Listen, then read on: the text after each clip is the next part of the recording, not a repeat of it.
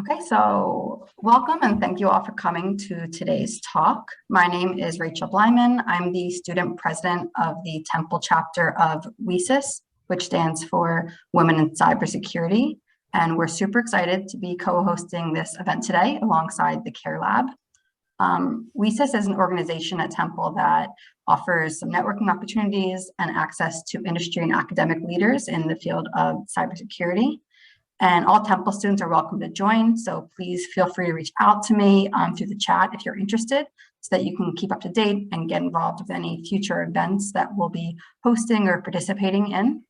And with that, I hope you all enjoyed the presentation, and I'm going to hand it over to Katora to introduce our speaker for today. Hi, everyone. I'm Katora, and I have the pleasure of introducing our speaker today, Mr. Fernando Arreguin. He is a U.S. Army veteran who joined the Army in 2006 as a lithographer. He helped print newspapers, booklets, training manuals, maps, charts, leaflets, posters, handbills, and other printed publications for the 4th Psychological Operations Group. Fernando reclassified as an Army Information Technology Specialist and joined the California National Guard. He completed the Total Army Instructors Training course to deliver battle-focused training in the Total Army school system. In 2017, Fernando was a part of the 1st and 2nd Task Force of the 91st Cyber Brigade to stand up to the 780th MI Brigade in support of U.S. Cyber Command and the Cyber National Mission Force. Fernando transitioned to data analytics, machine learning, and artificial intelligence. And recently, he completed the data analytics master's program from Western Governors University. So without further ado, I present to you Mr. Fernando Arreguin. I'm going to tell you a story. On the 24th of June, 1812, Napoleon Bonaparte's Grande Armée, an estimated of 422,000 troops began a campaign from Kaunas, I believe that's pronounced right. It's currently in Lithuania. The Grande Armée began a 600-mile journey to Moscow. When they reached Litis, a detachment of 6,000 troops headed towards Polotsk in Belarus. Death from fatigue, desertion, disease, and battle had whittled down the detachment from 60,000 to 33,000. The Grande Armée continued its journey to Weizsäck, some 280 miles into their 600-mile journey. The Grande Armée had lost another 48,000 by the time they reached the Moskaz River, where they lost another 27,000 just simply trying to cross the river. The Grand Army finally reached Moscow on the 4th of September with 100,000 troops, only to find that the Moscow had been deserted, not the Moscow River, but Moscow had been deserted. Moscow was soon set ablaze by the oh shoot, I forgot his name, but it was soon set ablaze, and it burned for 4 days. Due to nice weather, Napoleon waited 5 weeks for a peace offer that never came. Finally, on October 19th, 1812, the Grande Armée left Moscow with 100,000 troops. It retreated and was nearly cut in half by the time they reached Vilsma, a town 140 miles from Moscow. The Grande Armée is now down to 55,000 troops. The detachment now consisted of only 33,000 troops that rejoined the Grande Armée at Bobar. The Grande Armée suffered another devastating loss when they were crossing the Malditskit River, bringing the Grande Armée down to 28,000. Finally, the Grande Armée was down to 100,000. The Grande Armée was down to 10,000 troops. That's 2%. It's a little over 2% of its original size of 422,000. Now, I know I gave you a bunch of facts and numbers and locations that don't mean anything simply by hearing and listening to it. But fortunately, a French civil engineer named Charles Joseph Menard published an infographics, simply known in the data and statistical community simply as the Menard. Visualizations tell a story. Now, the original, the Menard has been remade to show the actual complexity of the troops going from Kaunas to Moscow. However, Menard really wanted just to tell a specific story. He wanted to tell a cautionary tale of too much ambition and the horrors of war. Edward Tufte, the grandfather of modern visualization and author of various books, called the Menard the best example of statistical visualization. The graphics shows multiple variables, the size of the army, the location, the directions, temperature, and time, and integrates both text and graphics into a coherent whole. These bands, also known as a Sankey diagram, it forced the visualization comparison between the army as it advanced versus the size of the Grand Armée as it retreated. The temperature lines shows the effects that the temperature drop had on the Grand Armée, even though there was a lot of other reasons why Napoleon lost lots of troops. Excuse me.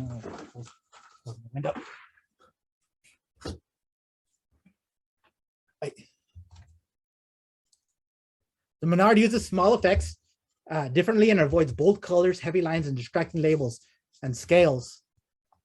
Even though the bottom at the very bottom, the temperature chart is an old-fashioned way of measuring temperatures. At the very end, Menard placed a comparison next to each other to emphasize how disastrous the campaign really was. As you can see, the black line is the army retreating, or the Grand Armée retreating, and it's just compared to where it started, it was a devastating loss. So this infographic shows so much information just with so little diagrams that that's why it's considered the best. Now, why is visualization important? So now you could get the best data, you could apply the fanciest analysis, but if you don't present it to your audience in some comprehensible and appropriate way, then the data might as well just be useless. Now, visualizations is a form that is been around since caveman days. The brain can process visual information 6 times faster than text and audio, and it's an ancient form of communications. It goes far back 65,000 years to the earliest known cave drawings found in Spain. The earliest map is the Babylonian map of the world, dating back somewhere between 700 to 500 BCE. So, but data visualizations as we know it today was not made first available until William Playfair released the Commercial and Political Atlas in 1786. He is credited this is the example of the oldest bar graph that we've known. It wasn't available until William Playfair published it. He's also credited for coming up with the pie graph and the line chart and various other interesting and complicated visualizations. Now, today, we have hundreds of different softwares that generate infographics for us. But the reason I bring up the history is simply this. Ultimately, there's some form of variation of the earliest chart. The point I'm trying to make by bringing up the history is simply this. If it ain't broke, don't fix it. So don't try to come up with new types of visualizations that just confuse. That just confuse. The old stuff has been around for a while and it's still being used today. So I'm going to be telling you a few tips. I'm going to be telling you a few tips to help determine what kind of charts to use, how to use them, as well as some mistakes to avoid. Then we're going to go into talking about how visualizations are used for manipulation. So personally, I don't believe in good or bad visualizations. It's just compatible and incompatible charts. The compatibility is determined by your objectives. So I just showed you a really bad chart a few slides back, but for my for my purposes, this really bad chart is a good chart, since I was trying to show you what a bad chart looks like. So there's no such thing as a good or a bad chart, just a compatible and an incompatible one. So the first step in improving your chances of developing a successful visualization is ask yourself, who is my audience? So Eric Belardo is the founder and CEO of Rises Cyber, whose mission is to encourage and support the Hispanic and Latino community in both cyber and technological community, and achieve greater representation in the world. Now, in order to display various information, I've downloaded this as a number and percentage of STEM degrees given out by race and ethnicity, degrees, and sex. So you can see, please forgive the term female. It's just the way it's marked in table 3.1.8.4 or 318.45. And this is from the Department of Education, National Center of Education Statistics. So you can see all this data put out. It's really hard to understand, really hard to really grasp any type of patterns or anything like that. So I've reorganized the map, or I reorganized it to show these are the distribution of any degrees. That's associates, bachelors, masters, and PhD distributed amongst races. That's for both female and male. Now, there are too many numbers and too many variables to make sense of the original data, but this simple bar graph, like the one on my slide, the charts, it keeps it simple so as not to overwhelm my audience. I keep my slides simple so as not to overwhelm my audience. It's always best practice to order your data from smallest to biggest, or from biggest to smallest. It makes it easier for the pre-attentive processing to grasp what's going on. We'll talk more about the pre-attentive processing later. So bar graphs are used for categorical data, such as here is the classification of races. Use a bar graph when you want to show exact values and compare across categories. Don't use too many bars, and it's best shows two dimension. Here it's the number of, well, hold on, let me put this. It's the number of degrees issued over classification, or over the classification of races. So, oops. Now I could add some flair, I can fancy it up with some colors and achieve a look and feel, but too much flair can cause your audience to miss some important detail. Your audience might start to wonder if there's some sort of correlation between the colors and the data. So you can't, oops. You can shade the colors to show density amongst a chart, and even put into 3D. But when it comes to 3D charts, even Edward Tufte calls it chart garbage. It messes with the perception of a chart.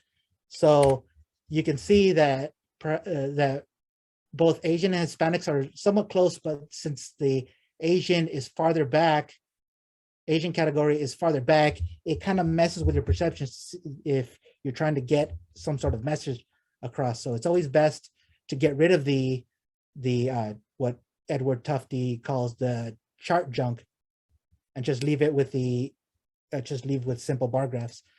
he's not a very particularly big fan of pie charts, but pie charts are depicted of portion of a whole. This was the exact same data as the bar chart, but it's now organized in a part of a whole. It shows that 60% of the data or of the degrees were white, and even though the original data has non-resident alien that I didn't include here, but while you can list values on a prize, do not accurately display distinct values. Don't use pie charts if you want the audience to know distinct values. When faced with more than 5 points, consider using a bar graph or a heat map instead. So the order always goes from biggest to smallest. Well, I mean, it doesn't always go that way, but it's best practice to move it like that. So in a single percentage charts, you rely on 2 colors. You always make the darker color the fill color.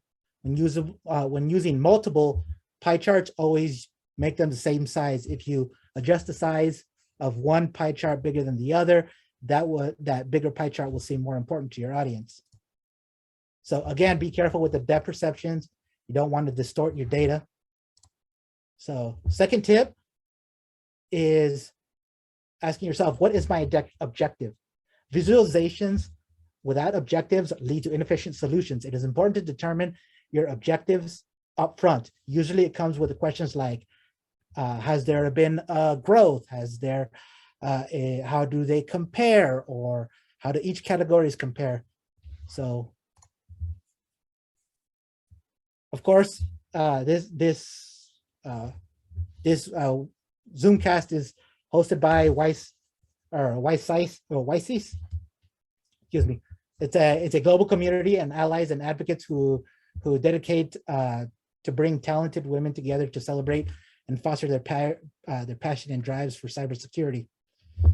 So their data could be a little bit different. Here's the data of the degrees issued since 2012 when WISES was first established. You can see there's an upward trend of women with STEM degrees.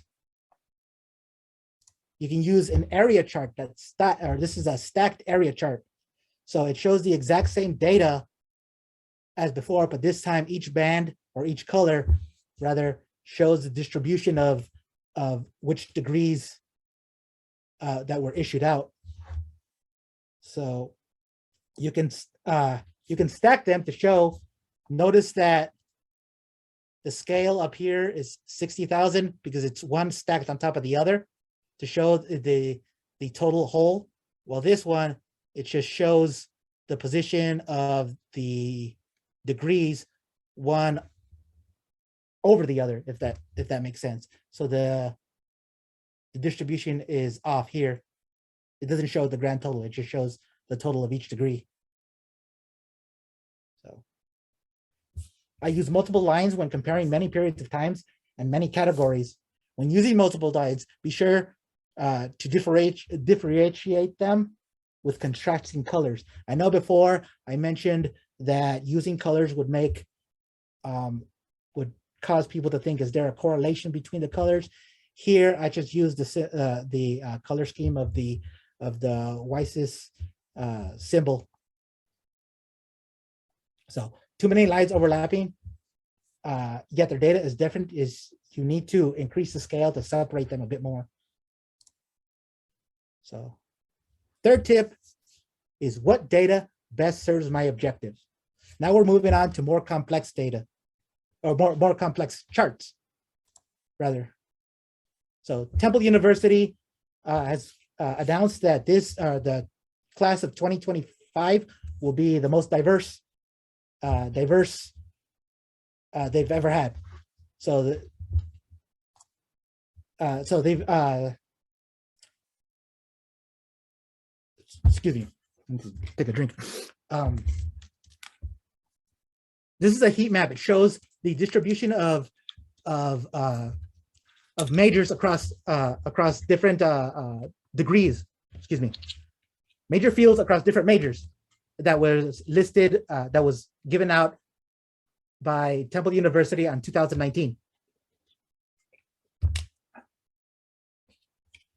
So this is an interactive map. This is a heat map. You can it shows proportions data and can be it shows proportional data and can be displayed up. It could display up to 20 unique data points. It's hard to force the order of the rectangles in a heat map because they must fit together like a puzzle. But rather than sort them, the software does there's special software that does that yourself. Heat maps make it hard to see the trends, see the largest to smallest largest to smallest, leading to extra time spent dissecting the data. Heat map shows 3 dimensions of data, categories through labels, proportions, and through the size and color, and further reflect fields. Always place the labels inside the boxes, because if you put them out, it looks too jumbled. This particular heat map is in,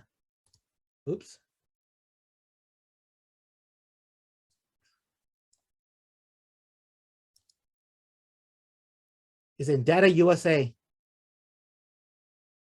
It's an interactive heat map. So you can hover over your mouse to show more precise data. You could even, zoom into what field the degrees were distributed at. So down here, you can see the distribution of degrees across the distribution of the common majors across both females and males. But here I want to show you that accounting and general marketing, don't know why they put it in this order, but this actually leads to my first tip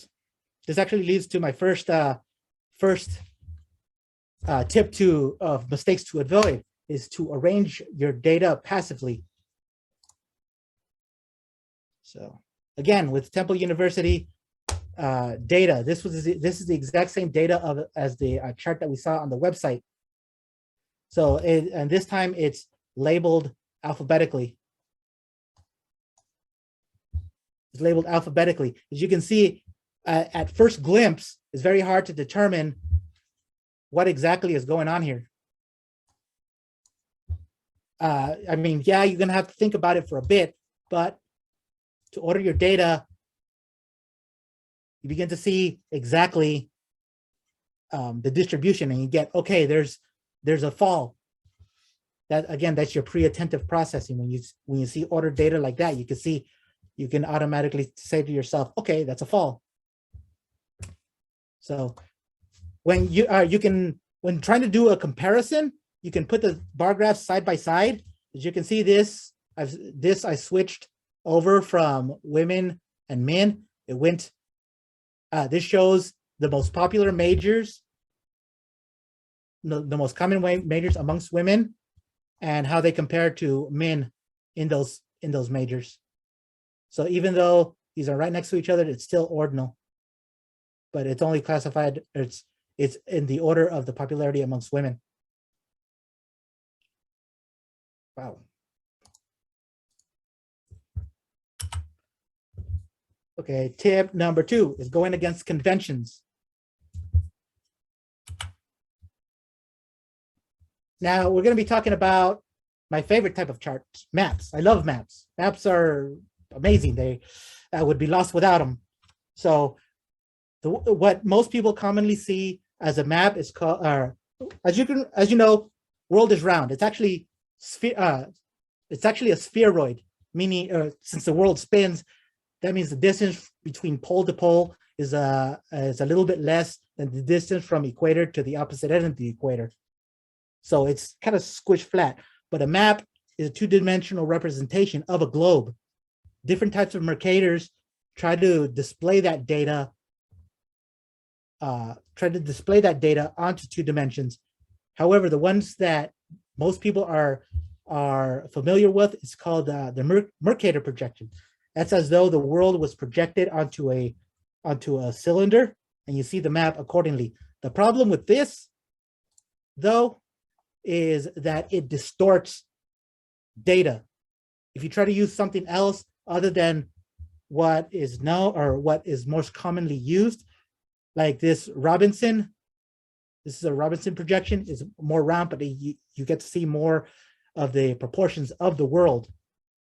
You try to use something else that's not very familiar to your audience, you're not going to get the same response as though if you were to use something that is more conventional.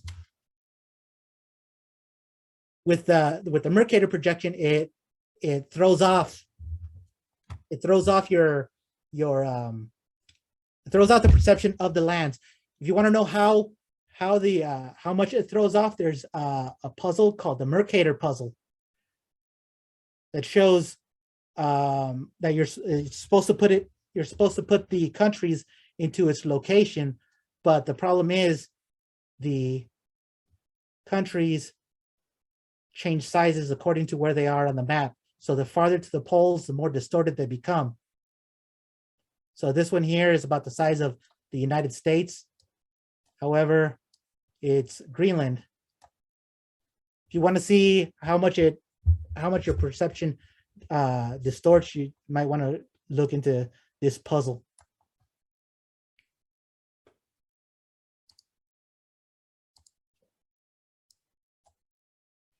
So this is not to confuse it with charts. Now this is a map of the public transportation of Philadelphia.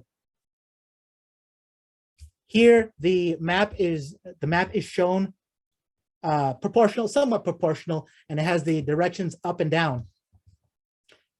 However, this chart is often used. This is a chart, not exactly a map, it's a chart developed by graphic artist Massimiliano Vagellini. So he shows this as a simpler, more effective way to get the information you want of the public transportation in Philadelphia. For some reason, New Yorkers hated this map. They wanted the more conventional map that shows proportions and distance. However, Vagellini's train of thought is no one really cares what's going on above in the subway when you're underground. They just want to go from their destination to the end. So this chart was unconventional. It succeeded in Chicago, London, Philadelphia, and a lot of other places, but for some reason, New Yorkers really hated it. So this is a type of map used in the military, in the Army. It's a topographical map. Each line, the lines show distance of elevations. Soldiers are trained to look at these maps and know what's going on, but it's not very familiar to the standard civilian who doesn't tend to look at maps or anything like that. This is a spot in California. It's called the Obsidian Dome. Those of you who are fans of Game of Thrones know what the Obsidian Dome, or why the Obsidian Dome is funny. There's actually a mountain of obsidian. So this is a familiar place. That most people aren't really able to see or cannot determine where they're at. But if I look in closer, you can see this is an overview of Temple University. But because people aren't necessarily used to that kind of map, it was very hard to determine where exactly this is. Now, the earliest cartographers were above the horizontal, were above the equator. So since then, maps have always been with north up, but there's no reason that south could have been up. Perhaps that would have happened if the first cartographers was south of the equator. This map is perfectly functional, but since we're so used to seeing the map inverted, there's just something about it like it's unfamiliar. You don't want to really look at it because you're just not used to it. That's why it's always good. It's always good to stick with conventions. Map that's right side up where north is the top of the map. And even maps that seem very familiar, a lot of things, there's things that people miss even though they look at a map. I bet you those of you that's listening didn't know that South America is actually east of Florida. Most people think is underneath Texas.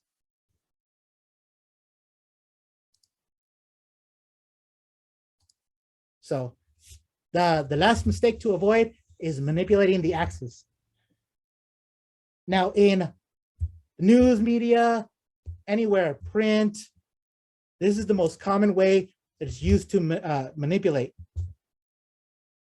So Albert Cairo came up with the book How Charts Lie, and shows that how it specifically maps, or not specifically charts, how they are used to manipulate the best, basically.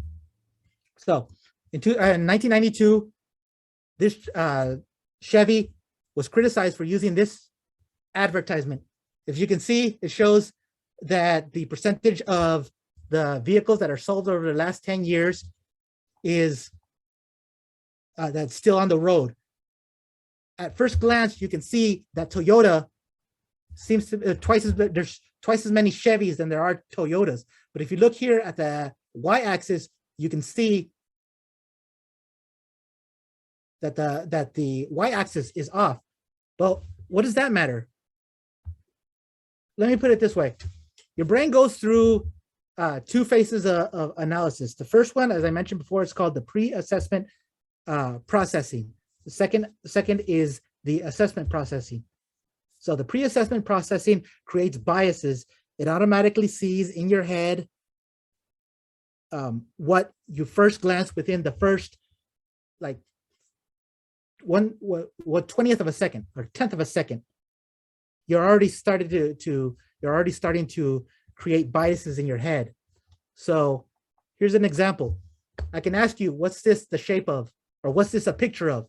Well, a lot of you might think, oh, that's a triangle. But no, it's not a shape. It's just a picture of 3 kiwis with a wedge cut out. But at a first glance, you automatically thought, oh, triangle. That's what I mean by pre-assessment processing. And despite the graph showing this, when it really should be this, you've already seen this. So in your head, you're saying that Chevy is a lot more reliable than Toyota. That's how the pre-assessment processing is manipulated. Here's another chart with iconography. When you look at this, it shows the weekly fruits and vegetables that you must eat within a week, within a 7-day. You look at it, you think, do I really have to eat 10 apples or 10 potatoes, 10 broccolis, or 5 or 7 salads? Well, no, you don't. I just showed you a couple of kiwis. These are just these pictures of fruits are showing you that you have to eat fruits or starches or vegetables. But because you automatically look at it, you think I have to eat 10 apples. I just showed you kiwis. It doesn't have to eat apples. It can be any type of fruit. But because the pre-assessment processing, you just automatically think, oh, so many apples, so many potatoes, so much broccoli. So Alberto Cairo talks about how there's been studies showing that charts with visuals is a lot more engaging in whatever news field comes out, as opposed to what text or just somewhat pictures. So just currently, the DCCC was published this showing the drop in gas prices. This is 1/25th of a cent. If you can see, the graph is a little off, but at your pre-attentive processing, you automatically see there's a huge drop, or you think it's a huge drop. because after your attentive processing, you realize it's not even a cent. Of course, everyone on the Twitter sphere started calling out the DCCC about cherry picking data or just showing proportional of the data and showing past data on how much it's increased or decreased. They called them out on manipulating the y-axis, even though the GOP and Fox News have constantly used this all the time. The point really isn't to get out information, is to instill into people's heads,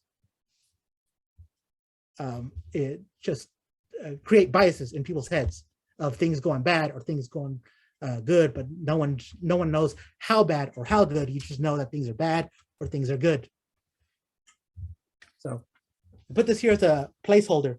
If you want to look out at different data visualizations, I suggest you look up Data is Beautiful. This is a Reddit that shows various infographics and data analysis and different charts that people generated. This is to see how clever and how creative visualizations can be. So, but I bet you're wondering why am I talking about the charts? I mean, sure, it's a little nudge here and a little nudge there. The thing is, data analysts and statisticians don't work with onesie twosie numbers. They work in general wholes. We use large numbers and percentages. So the goal of these manipulated charts is to start poking at you slowly, slowly, slowly. The fourth psychological operations group is an airborne unit, which means I had the pleasure of jumping out of a plane at least 4 times a year. In one particular jump, a good friend of mine, his name is Chris Moorhead, and he's a really good friend of mine. I have a picture of him currently hanging up on my living room wall. That's not a weird statement. I've been to his house. He has a picture of me hanging up on his wall. But one day I go and he starts telling me, "Hey, you look nervous. Are you nervous? You look pale. You look like you're gonna throw up." And I'm thinking, no, I'm fine. I was about to jump out of an airplane. That is not an actual act. So I was already nervous. I was going against my own survival instincts, but I was pushing that down. But Chris was right there. "You look nervous. You look nervous. You look nervous." And I'm thinking, am I shaking? Am I nervous? But no one's ever told me this before. Am I going to throw up? Oh my God. Oh my God. He keeps telling it. Then it dawned on me that he was psyoping me. He was messing with my head. He was trying to get me to throw up. Yeah, that with friends like him, who needs enemies? I mean, he literally wanted to do it, but I wish I can tell you that me realizing that he was trying to make me throw up automatically, it got me to calm down. But no, I was already primed. It was already in my head. I had to tuck myself down. No, you're not nervous. You're not nervous. I mean, you are nervous. I was not nervous. This is a simple jump. This is what is known as a Hollywood jump. It's just nothing special about it, just up and down. But that is the nature of psyops. Now we are talking charts, nudging and pushing, and these little nudges and pushes that go everywhere. I'm talking on your social media accounts, your emails, your newsletters, anything like that. That can be weaponized, and we're talking a weapon that is old as war itself. Max Brooks pointed out the biggest seller. That's what psyops is the seller of the army. The biggest seller is fear of missing out, fear of getting old, fear of dying, fear of being forgotten, fear of being alone. Everything that's sold in both marketing, the biggest seller is fear. So I'm talking, it's oldest war, as the fear is psychological operations, weapons oldest time. I'm talking from battle masks to war cries to hakkas to chants. The whole purpose of psyop is to instill fear without fighting. Sun Tzu, the extreme excellence consists of breaking the enemy's resistance without fighting.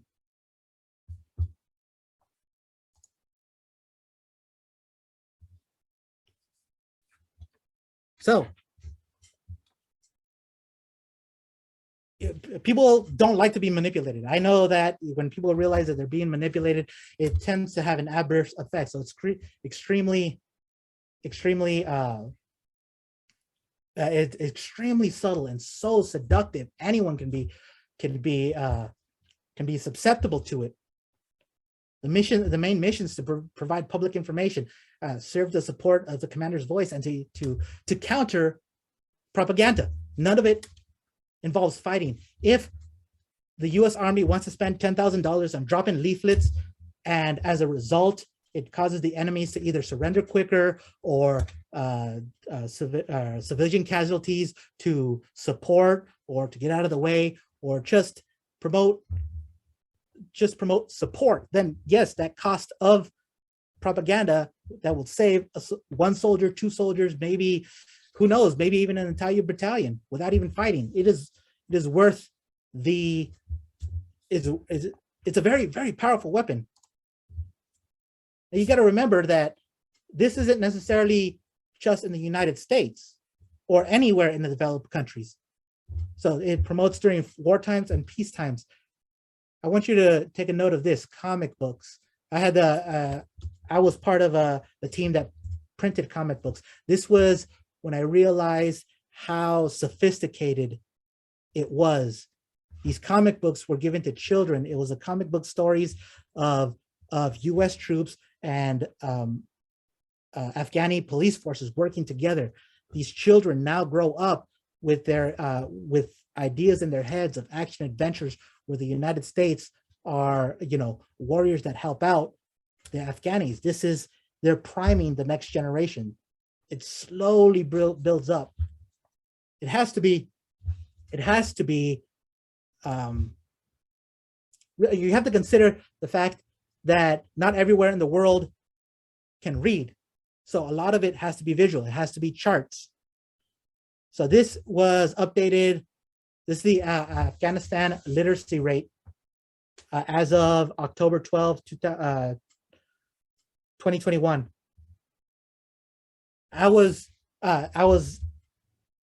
This was a 2021. Right now, the overall total is 43%.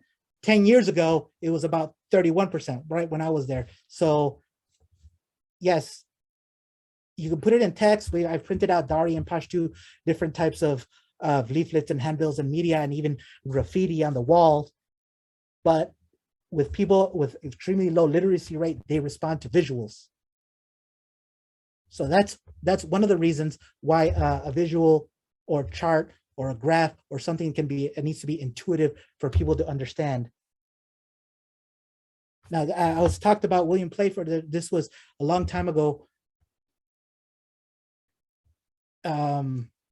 Johannes Gutenberg, that's the name of it. He was dubbed by A&E Biography as the most influential person in the last millennium. Why? Because he invented the printing press, which made literature a lot more available, and people were forced to read. Hence, they became smarter. Knowledge started spreading, more information, that sort of thing. But nowadays, we have television, radio, internet, the social networks. It's gone beyond print and onto screens. The GOAT, the greatest of all time, when in terms of spreading misinformation and disinformation, Joseph Goebbels. So he was Hitler's hype man. So it says right here, if you tell me a lie big enough and keep repeating it, people will eventually become to believe it. Now, there's no record of him actually saying that, but that quote is actually credited to him. So he's the one who came up with the movie Triumph of Will that had extreme effects around the world, still has today. The movie Inglourious Basterds, the Quentin Tarantino film Inglourious Basterds, although people remember it as an action adventure, that's actually a movie of propaganda, of PSYOP. So Axis Sally and Tokyo Rose were radio broadcasts that were both American born. Axis Sally moved to Berlin and tried to become a professor, but when World War II started, She stayed there because she wanted to be with her husband. She got on the radio, and soldiers would listen to an American voice playing American music, telling softly, you got to keep in mind, soldiers were cold, they were hungry, they were alone, they were scared, they hadn't slept in days. You hear this soft voice saying, give up. Why are you fighting? Why give up your life for this sort of thing? Just put your weapons down. And you start thinking to yourself, okay, yes. Tokyo Rose, she's a little bit of a different story. She was in Tokyo when the borders were shut down, so she was stuck there. She was born and raised in America, but was stuck in Tokyo. But when they discovered that she had an American accent, they put her on the radio. So it's the Pacific Coast equivalent. She was later tried and found guilty and sentenced 10 years for spreading misinformation and disinformation by the enemies, but she was actually blackmailed. Later on, she was pardoned, and I believe in 2006, she was honored and awarded a few months before she died. So Access Sally was arrested. Tokyo Rose was blackmailed. The Vietnamese equivalent is Hanoi Hana. She learned English because she wanted to learn. She wanted to watch Gone with the Wind without reading the subtitles. She sent out broadcasts in English saying, "Hey troops, why are you fighting? And here's American troops in a war that they were losing, and the war that they realized when they're going to get back, they're going to be hated for." Of course, America pulled out of the Vietnam War, and she was never brought to any type of judgment. She claims that she just read whatever was in front of her, not really knowing the effect of what she had in front of her was doing. But there's also different types of PSYOP. There's black PSYOP, gray PSYOP, and white PSYOP. Black PSYOP is when you make it seem that the propaganda emanates from somewhere else. Gray propaganda is where the origin of the propaganda is, or gray PSYOPs is where the origin of the propaganda is purposely ambiguous, and white PSYOP is when they know Americans, or they know who put it out. They know who put it out. So the Doolittle raids is known as a great triumph is known as a psychological operations that was named after, it is named after Lieutenant General James Doolittle. On 18th of April 1942, the United States bombed Tokyo and other places in Honshu during World War II. It's loosely featured in the 2001 film Pearl Harbor. This was America's response. And now, even though the physical damage was minor, it was a U.S. propaganda victory. It galvanized America to join the military, for women to go into the factories in support of the war, to turn off their lights and give up or ration everything that they can in support, as well as the Allies. After Pearl Harbor, the American allies were like, "Oh, you were not ready for this war." As a response, the Doolittle raid showed, "Hey, you come at us, Tokyo, look what we can do." So it was both a psychological victory on both American side, and also it's instilled fear in Japan. It showed Japan that it was susceptible to air raids. So that put a shock in them.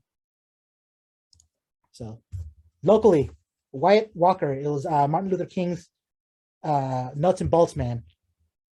So he went into Birmingham, Alabama, to protest segregation. They had a 3-step series. There was sit-ins, there was boycotts, and there was marches. Of course, when in Birmingham, things were starting off really slow, and newspaper reporters would go out and see maybe 10 people, 22 people marching, and they would say, "Okay, no, none of this is newsworthy."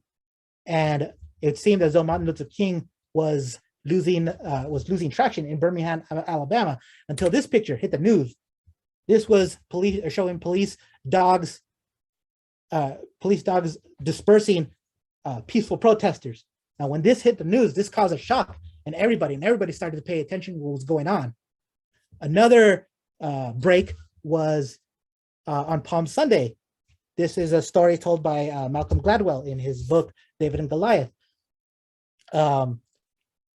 White Walker had trouble organizing had trouble getting started that particular day. The march was supposed to happen at 2 o'clock. However, it was pushed off and the march didn't start until 4 o'clock. And it was just about, they were losing people, so maybe 19, 20 around there. But because it was later on in the day, spectators came out and lined the streets and were observing what's going on, okay, and support. And see, they're not posting it. It was just seeing what's going on. But newspapers took a picture of it and reported, instead of 22 people, they are now 1,200 people supporting the march. So that's when White Walker just thought, you know what, we'll start doing the marches later on in the day. More people would come out, and it kind of snowballed into success for Martin Luther King, all because of psychological operations. Now, the biggest one I talked about this before is Operation Ajax. So Operation Ajax was this here is Mohammed Musaddiq.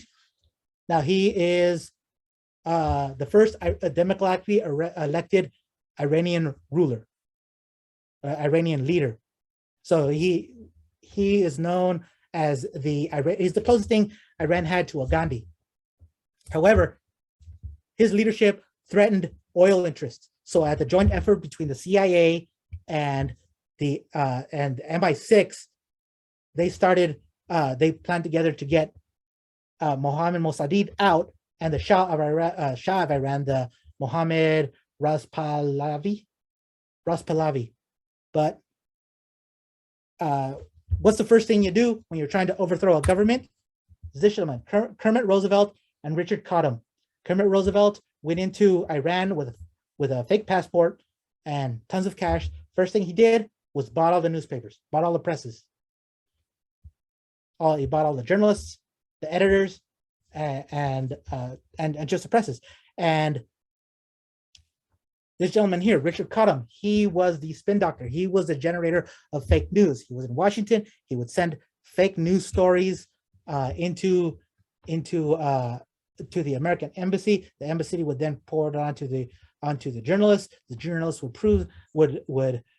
print them out. Now you have a whole crowd believing that Mossadegh was a Jew. He was a communist. He was a pedophile. He incestuous. Anything you might think of started circulating, and everybody began to start believing it. Eventually, he was not just from fake news, but some political blunders that he made. He was taken out, and the Shah was put back in, or the Shah was put in. Of course, the Shah of Iran was taken down in about 1979. There's a documentary called Coup 53 that goes into the unclassified records that went into the fake news campaign that took down the Iranian Gandhi.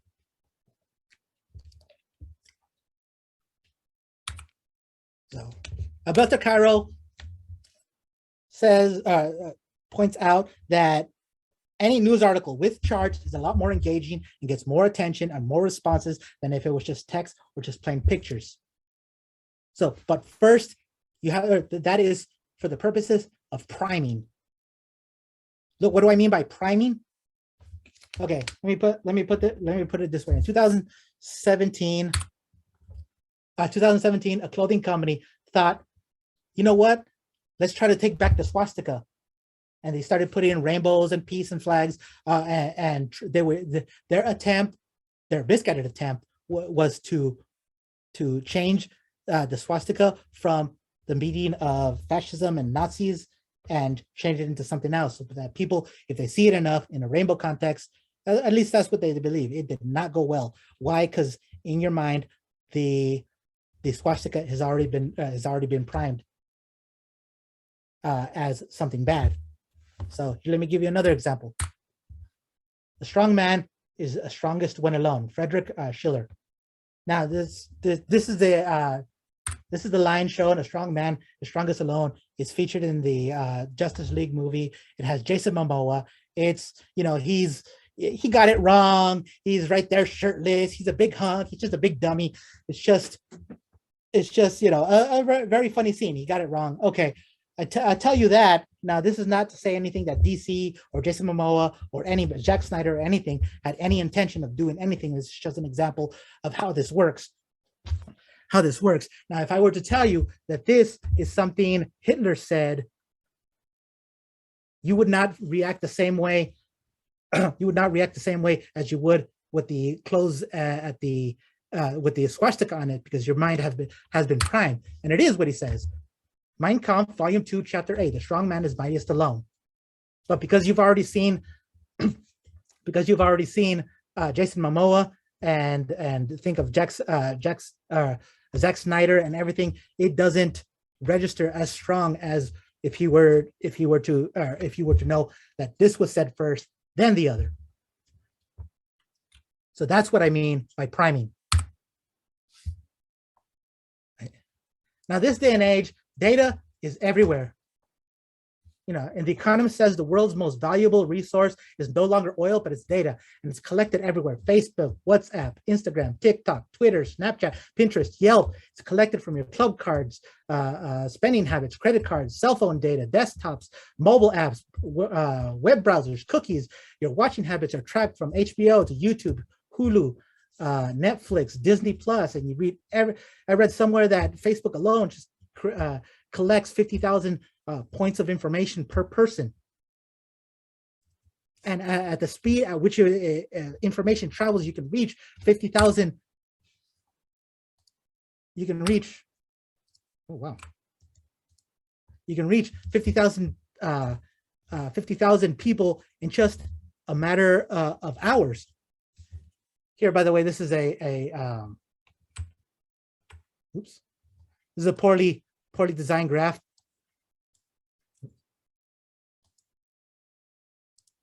This is a poorly designed graph. You can see if this small line is 19 days, then maybe this 1 year needs to be about 19 times bigger, but it's not. Human brains have trouble determining the area of circular objects. In other words, it's hard to imagine that 2 11-inch pizzas doesn't equal a 22-inch pizza. No matter how you slice it, 2 11-inch pizzas is about a 16-inch pizza. Somewhere between 16 and 15.5-inch pizza. But as you can see, it looks nice, it's great, it gives out information, but proportionally is not great. But the goal is to show that airlines took Airlines took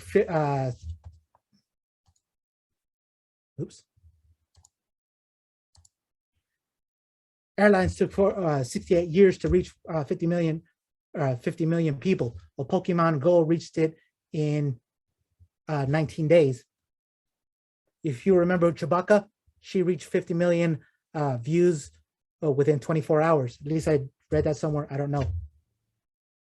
So everyone is exposed to it, exposed to PSYOP in one form or another. These false charts and false the y-axis that are these charts that show bad data and are used to control masses. Now, in a conversation, I was asked, now that since I'm someone who knows the tactics, techniques, and procedures of psychological operations, am I susceptible to it?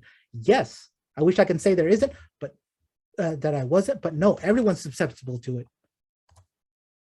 So Captain Emily Rainey, she was a PSYOP officer that's assigned to fourth psychological operations groups. I never met her personally. She resigned. She resigned as PSYOP officer after she resigned her commission because she went took part in the insurrection. She went to protest, and she didn't exactly go in. She just went. She followed all the proper guidelines. American soldiers are not to support any type of protesting uniform. So there's no affiliation between the U.S. Army and any type of protest. But she followed all the rights. But she came back. She actually believes that the election was stolen. This was due to fake news and fake media going everywhere. Now, this is not just some standard layman. This was an educated woman who actually works inside PSYOPs. She fell for the campaign. So if there's interviews of her online, she's extremely religious. So that's one thing. She was already in trouble because she was protesting, wearing masks. She was arrested for taking down like police tape from children's playgrounds during the quarantine. She actually believes that counter PSYOPs, meaning she believes that things that are happening, or she believes she's being primed, or she believes the American people are being primed for something else, which is why she fell for whatever propaganda was out. But how do you fight this? How do you protect yourself from this? So here's the next couple of tips to protect to help you with trying to figure out how to stop how to protect yourself. First question you ask yourself whenever presented with data, it says who. Who's telling you this? Who's showing these charts? You have to ask who the source is or what information they're pointing out.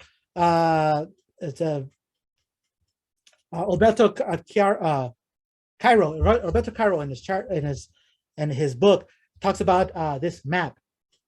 This map shows the what they called it, the people for President Trump. He had tons of these printed out and he gave them out. He shows how much the American people supported Trump. But this was just counties. But in reality, per district, it's a lot more spread out. In fact, as everyone knows, Trump won the Hillary won the popular vote.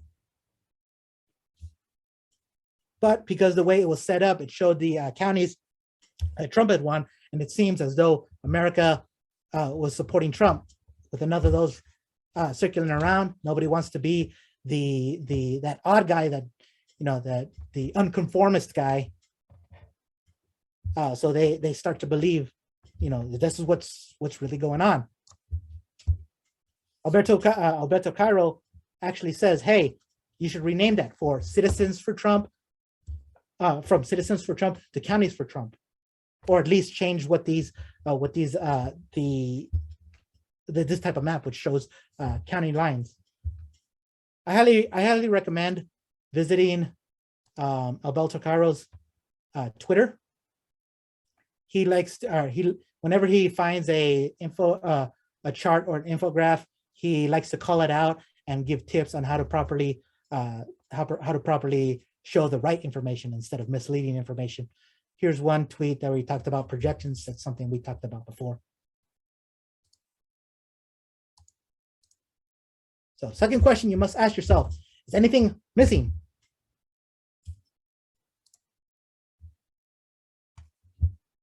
So here is the national, oh shoot, I forgot where I got this one. This is National Center for Education Statistics. There we go. National, that's what NCES stands for. Okay, it shows the graduation rate of across race amongst this was in 2000 of students that joined in 2000 or that went to college in 2010. As you can see here, clearly that Asian is above all. That perpetuates a stereotype that Asians are always the smart, studious ones. But what they don't show here is the Asian race runs from, it has very, very different cultures amongst them. From the Laos and my wife is Hmong. She is different than a Korean or Japanese or Chinese or anything like that. They're each to classify Asian into one race like that is very, very misleading. They're not all the same. So what's missing here, this was from the Pew Research Center, where in 2019, it shows that all Asians have, 54% of all Asians in the United States all have some sort of degree. Now, this is often used, the stereotype is often used, oh, they're a Bible minority, if there's any minority that's having issues, it's not systemic racism, it's within your culture. But no, here the Pew Research Center broke up the Asian communities into different nationalities. And here you can see the Bhutanese, the Laotians, and the Hmong. My wife is Hmong. They're far below the average of all Asians, while Indians are up top. It skews the information. Whenever you see some general information like that, you have to ask yourself, what is missing? Why are they grouping it like that? So that's another misleading chart. Here's one I talked to Eric Bellardo about. This is Philadelphia, or that's Philadelphia, this is Pennsylvania. So this is the percentage change of Hispanic and Latino by county from 2010 to 2020. It says there's a 45% change. What's missing is the actual total numbers. Here's one chart that shows that Cameron County has the biggest jump in Hispanic and Latino, the Hispanic and Latino population. But that's not really telling me much. I want to know if Eric Bellardo or I want to know, where do I reach the most Asians? I have to see quantitative, I have to see total numbers. So here you see Lehigh County, Berks County, and Monroe County all have about 65% of the Latin community. So if Eric Bellardo was to go recruit for Pennsylvania, for races in Pennsylvania, he would need to go to these counties to get the most maximum effect, which is completely different than this. You're losing what's missing is the total numbers. So, last question you should ask is, has anything changed? So this is a chart of the same data that I did earlier. This is the STEM degrees earned by Pacific Islanders by gender. So here it's split up to male and female. Don't forget that's the term used in the chart. It's not my term. So as you can see here in 2010, there's nothing. Then the following year, there is over 1,000. This is 1.2 thousand. So what was missing? Why was there a big giant change? You have to find out that if there's someone who says in the past 10 years, there's been a 13,000% increase in STEM education amongst the Pacific Islanders. You're trying to figure out how is that even possible, but it's not. It's not. If you remember the original data that I showed in 2009 and 2009-2010, school year 2009 to 2010, the Census Bureau classified both Pacific Islander and Asian into one category. It wasn't until 2011 that they split them up into their own distinct ethnicities. So whenever someone is trying to give you some extraordinary huge change, you have to ask that data, is there something that has changed? Why are we getting the numbers that we're getting? So these are just simple tips. Mind you, I'm not saying that this will forever protect you. It'll resist. It'll help you resist, because everyone is susceptible. Even as simple as my friend Chris telling me that I look nervous. I'm thinking, what am I doing? What am I doing? Oh my God, what's going on? So far I've given you tips on how to do a good, how to properly choose good charts for whatever data you have to put out. Some mistakes to avoid, and also little bit of history on psychological operations, as well as some tips to help resist the fake news and media frenzy going on right now. Now, I highly recommend to get Alberto Cairo's book, How Charts Lie. But I want to end the way he ended his book by talking about Florence Nightingale. Florence Nightingale, well, everyone knows her as a nurse, but she was also a statistician. The way Gutenberg was influential to the press, Florence Nightingale, by the printing press, Florence Nightingale was influential in modern nursing simply by this chart. After the Crimean War, she noticed there was a lot of death, and then after 11 years of looking over data, she presented these what is known as rose charts to Queen Elizabeth, or no, Queen Victoria, I believe, Queen Victoria, and this is what this was a shift of paradigm that went from nursing as it was practiced before, and showing that good ventilation, good sanitation, good hygiene, good nutrition, those are the things that were killing the soldiers, and not the actual war itself.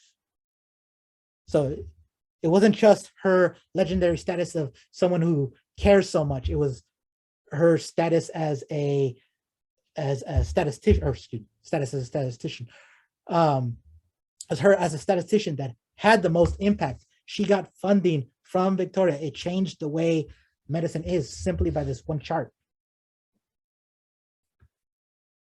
So that concludes my presentation. I hope everyone is doing good.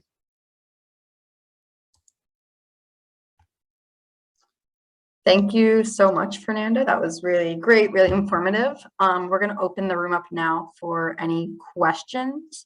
I can start us off, though. I was wondering if you have any suggestions for some good programs for data visualization and creating your own visuals. Well, it doesn't matter what tool you use. It's all a matter of creativity. But I believe the big one right now is Tableau. So these are where are we? Hold on, let me move my window around. These infographics were printed out by Tableau. You can make it interactive and integrate it into websites. Another one is Adobe Illustrator that does vector imaging. So regardless of how big or how small it is, it's nice and sharp. So it's been a while since I've used it, and I'm not sure how much data analysis has been integrated into Adobe Illustrator, but I've seen people talk about it as though it's good for a data visualization. Awesome. Free ones, free ones, not really free, but the ones I made were from Excel. Python has libraries that generate for you. R has different ones as well. So you have to learn to code to learn to draw. So unless you want to do the old-fashioned way like they would at Photoshop, so it would be Adobe Illustrator or Tableau. So one question we received was, are some forms of visualization more dangerous or harmful than others? Yes. So I would imagine more as a matter of how it's being used. So when you say dangerous, do you mean the most effective? So I mean, like Wyatt Walker, his picture of a dog being attacked could have very easily caused a riot, when people do not like to see kids being hurt.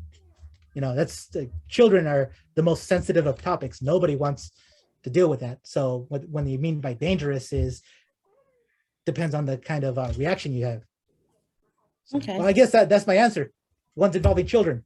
Children's are the most dangerous forms of visualization. Okay. We have two questions or three in the chat box. The first one is, what advice would you give to someone wanting to go into visuals or similar field as you? A similar field as me? Well, before I even joined the Army, I did graphic media. I have a technical mind though, so the creativity behind behind art and visualizations, I have really hard time grasping that. In one of my early classes was a sketching class, and I had very hard time until there was a technical drawing where I was able to draw. And the most talented in the class said that she was actually really impressed with mine. She came out with a lot of good work, but the technical drawing with the measurements and all that was the one that was good for me. So you have to find out the way your mind works. So that I'm not sure how to answer that. It's a matter of what kind of thinker you are.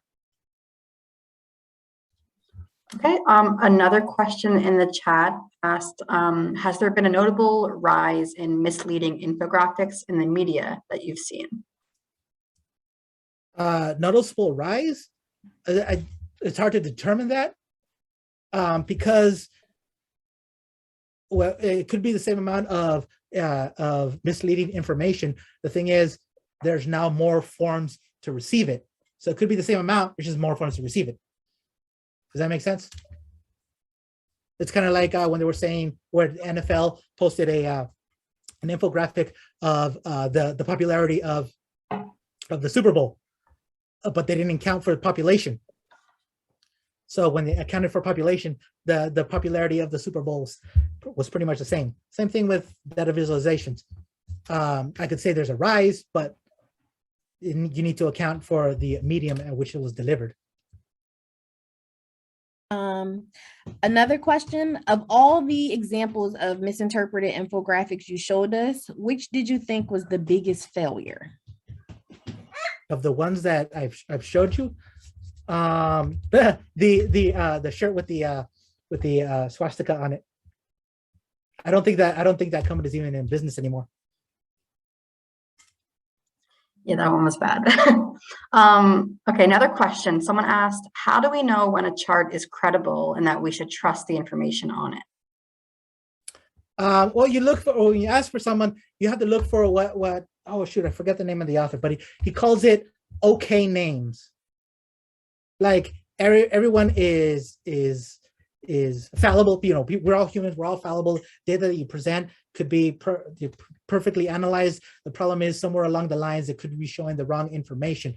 But you look for names that try their best to not do that. Hence, a joke that I have with my wife, whenever she makes a claim or something, I say, show me the peer review research. So when she makes a claim, I say, show me the peer review research. She gets upset. Sometimes she says this to me, which is really annoying because I don't like the taste of my own medicine. But when you look for okay names, when you see a chart that says, this study shows this, or the university shows that, or this research center does that, those names, like say Temple University, a study done at Temple University shows, there's a rise in women in cybersecurity jobs, and Temple University is an okay name. So as opposed to say Joe Rogan, who's putting out information about COVID, which is not an okay name because he's not a virologist or an immunologist. So whenever you're looking to find out if a source is credible, you look for okay names. Sometimes you might want to delve farther into farther into the data that they say they got it from. I showed you the chart with the degrees set out. Sometimes maybe somewhere along the line I screwed up in the data processing. So I'm quick to tell you, I talk fast, and it's the ADHD. Sometimes I miss a few things, and if you tell me that I messed up somewhere, I'll be quick to say, hey, I was wrong. I'm not gonna, I get more credibility admitting where I was wrong, where I messed up, as opposed to someone who just sticks to their guns. Got it.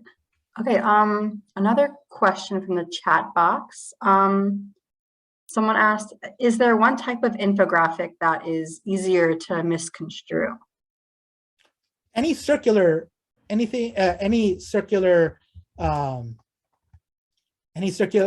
that involves circles. See if I can show you.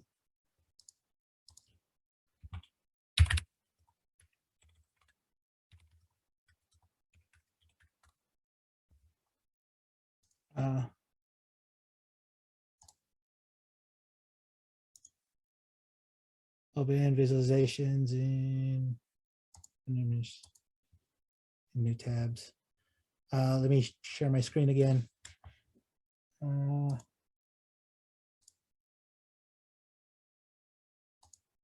So anything, any circular area graphs is very hard to interpret because the mind can't really understand the spatial area of a circle. Like I mentioned before, 2 11-inch pizzas doesn't equal a 22-inch pizza. So those are the hardest ones. Those are also the ones if you want to use to kind of confuse and mislead.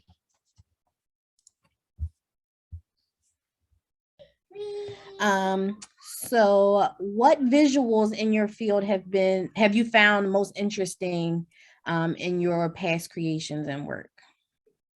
Visuals? Yeah, which ones did you find like were the most interesting to work on or create? Well, so there's a lot of it that's classified. I'm not sure if they've been declassified or not, but yeah, I thought the comic books were extremely interesting. So comic books can give out, even you can put in facts and stats and data into comic books, put it into a story form. Data visualizations themselves,